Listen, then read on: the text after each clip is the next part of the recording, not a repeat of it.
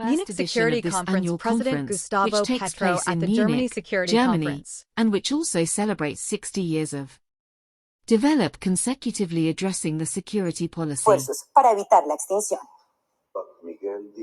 La cumbre de líderes del G77 y China, la Asamblea General de las Naciones Unidas, la cumbre amazónica, la cumbre de cooperación económica de Asia-Pacífico, el Foro Económico Mundial. Son estos algunos de los escenarios en los que el presidente Gustavo Petro ha ganado protagonismo y reconocimiento internacional.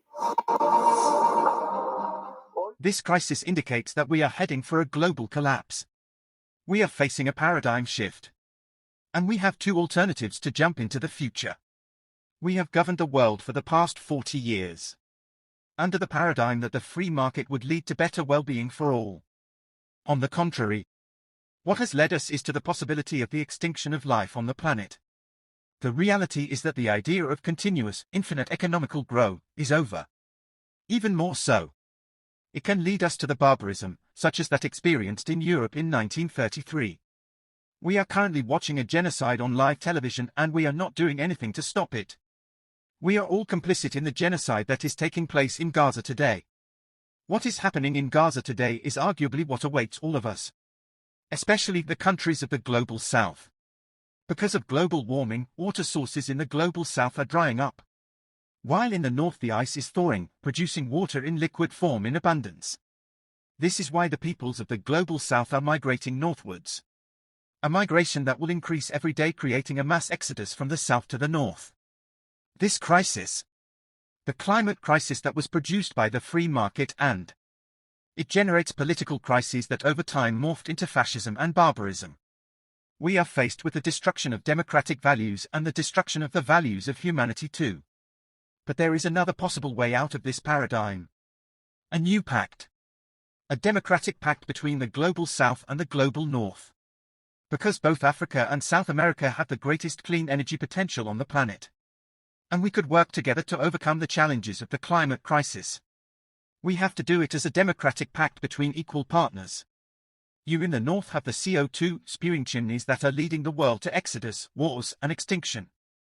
And we in the Global South have clean energy and natural resources. So what is the way forward? Bombings and wars, or a new democratic pact between the North and the South to safeguard life in the planet?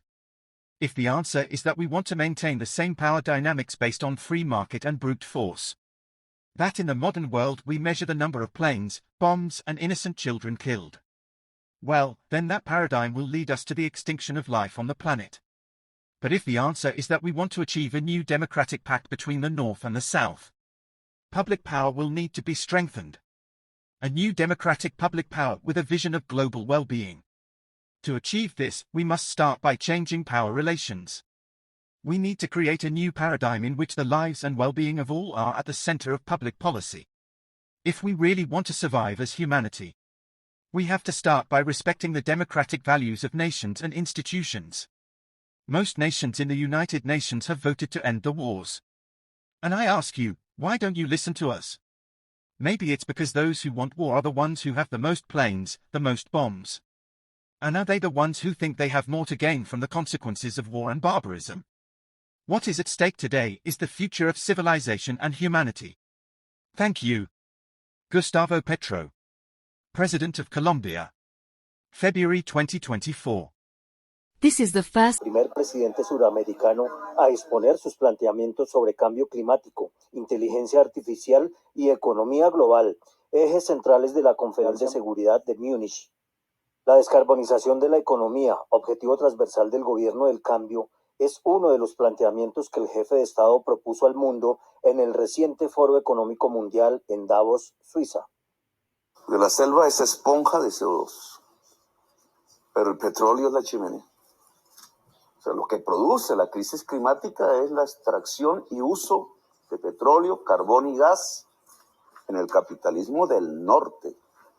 La propuesta de canjear deuda pública por cambio climático es otro de los planteamientos del mandatario colombiano de especial interés para el mundo. Para que existan esos fondos públicos, tenemos que desendeudarnos. Y desendeudarnos significa, hay muchos mecanismos.